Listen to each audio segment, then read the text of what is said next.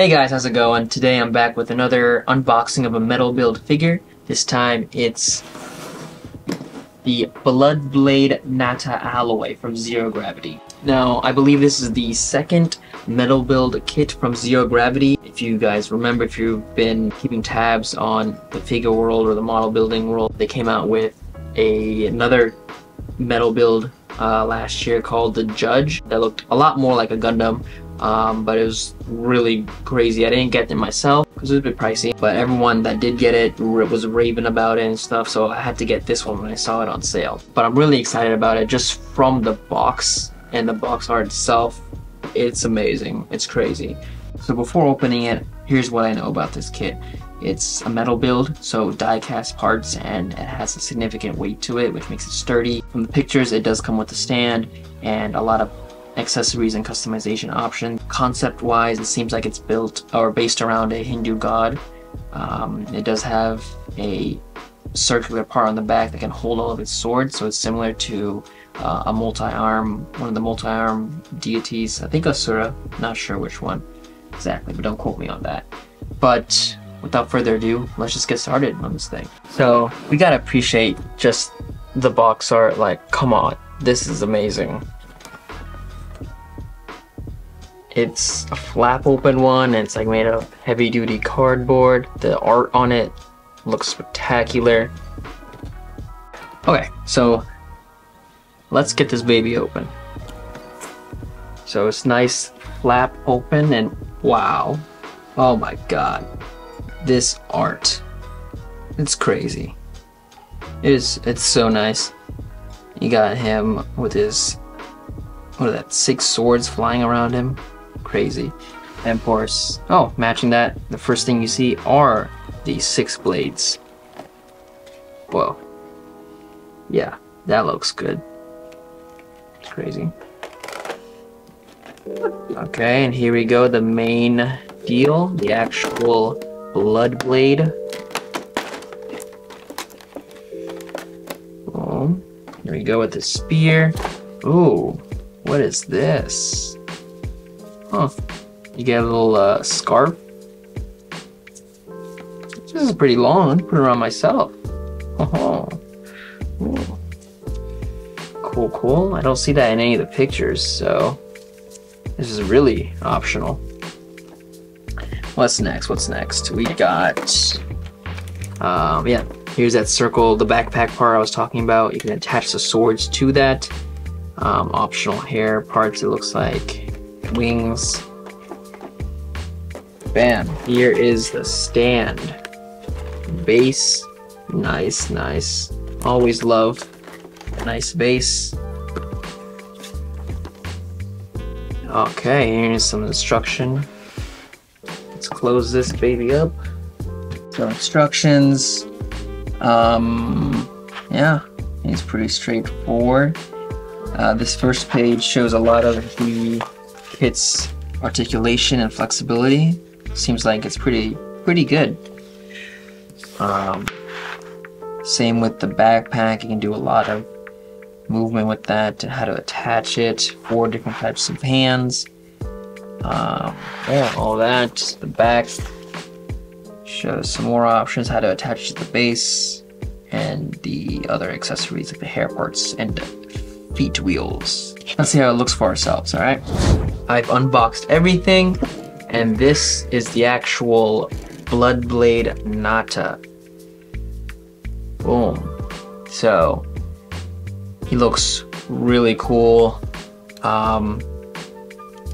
Bit skinnier than I thought he would be compared to, especially the last metal build I did, my first metal build, the King Dragon Slayer, who's honestly a thick boy. This one's quite smaller and skinnier, but my god, are the parts sharp. Every part comes to a point, and thank god you don't have to put these things together because they would hurt. The detail looks great. The color separation of the parts, the die-cast parts. Funny thing is that this is significantly lighter than the King Dragon Slayer, actually. Not much weight to it, but still sturdy enough to stand on its own. relatively no problems. Got some pretty good articulation. The arms have the most articulation, I would say, at the torso connection. Legs can be turned pretty nice. Knees a little stiff, but can do a full bend if necessary. The heels also have some articulation. The ankles, I mean, have articulation. Overall, looks really clean, great paint job, immaculate. I'm just finding new details the longer I stare at it. One cool thing about this, the sidearms have a secret compartment. If I can do it, let's see. Come on. I've seen it before. How do you?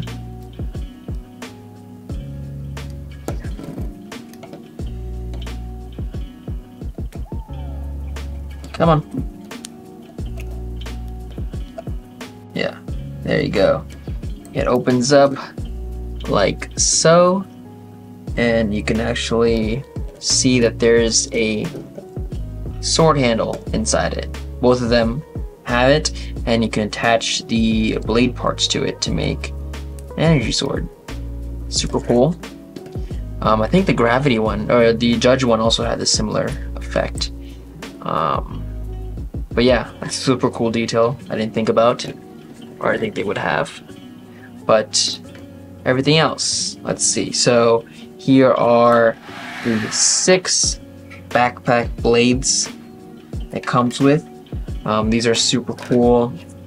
As usual, the paint job looks great. The metallic gold contrasts the red, scarlet red parts really nicely.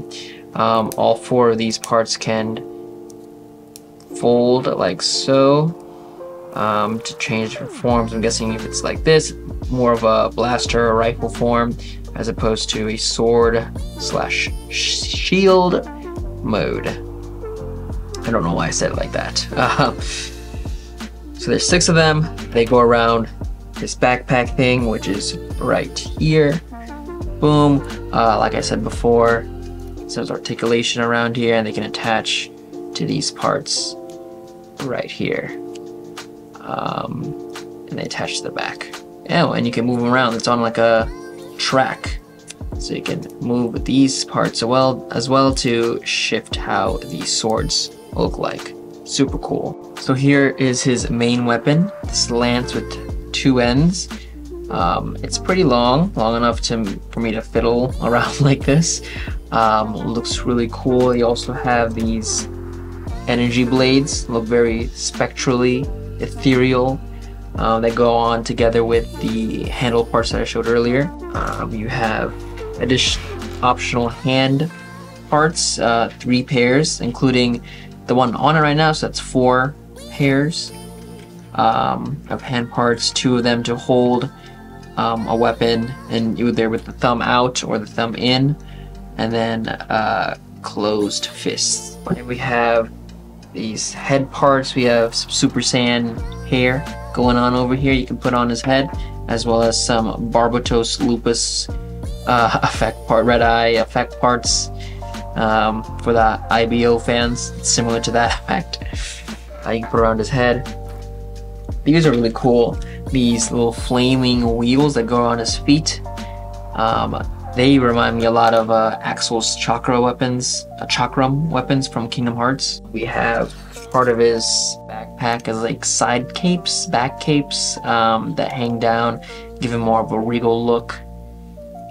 But they're really cool. They're like a thinner plastic, and they have joints to give it a little bit of articulation, but they're not too heavy, so it won't change the weight balance, which is a good thing. Then we have the base and stand parts here. Not too heavy of a base, not too big. This is good. This should have some nice weight to it to hold up everything. Yeah, it's a bit flimsy. If I put pressure on it, the plastic bends. But don't think that should be a problem in the long run. So simple there.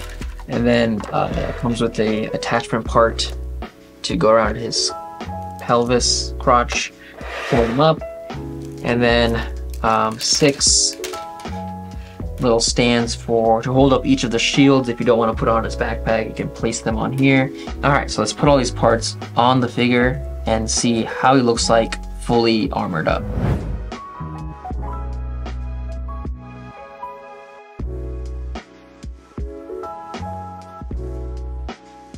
Alright, so here I have the side cape part attached to the backpack after much effort and frustration.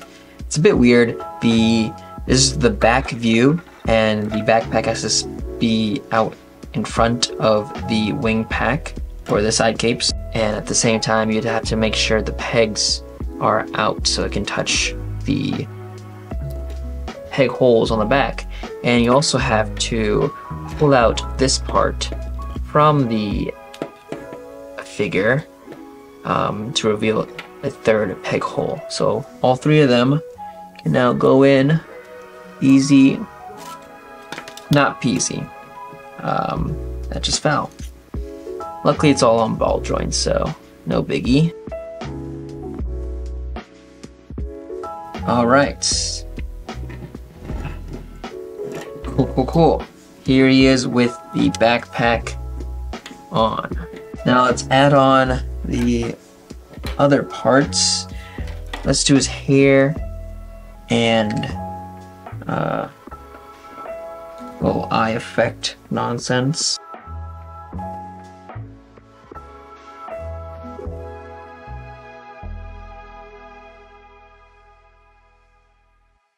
Okay, so head parts are on. Kind of put on all the blade parts.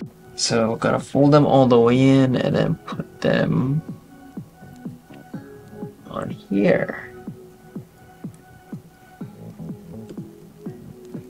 Alright, with a lot less effort than the other accessories, backpack part is on. Next, let's put on the fire wheels and the stand at the same time.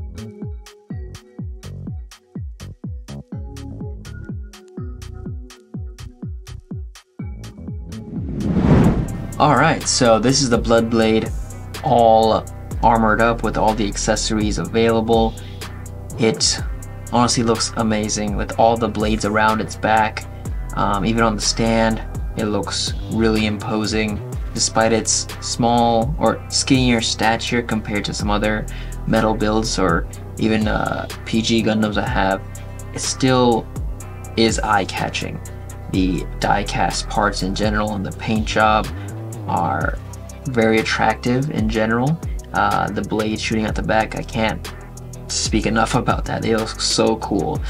So even the small details like the cape on the back looks really cool. The flaming Super Saiyan hair and the eye effect, or is the mask effect that looks like red lightning coming out.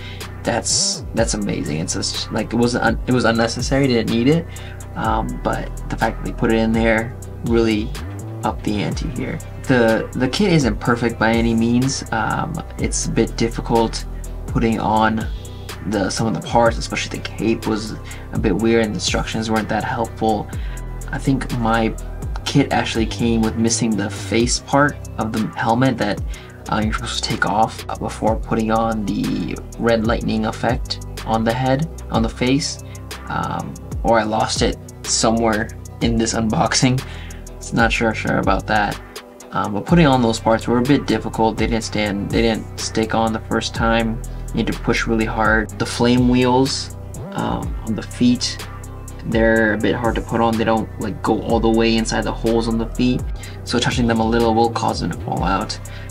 Another issue is the beam swords. Putting them on the grip hands is a bit difficult. They don't slide on exactly. They be pushed in a little bit, and then they're not on with the best amount of friction, so it kind of angles a bit, so it looks a bit wonky. And then while it's a cool gimmick, the compartment on the arm guards that holds the handles, that part is really finicky, or really loose rather, so once you get it open a little bit, just touching it or brushing against it might make it fall off completely. So that's kind of a bummer.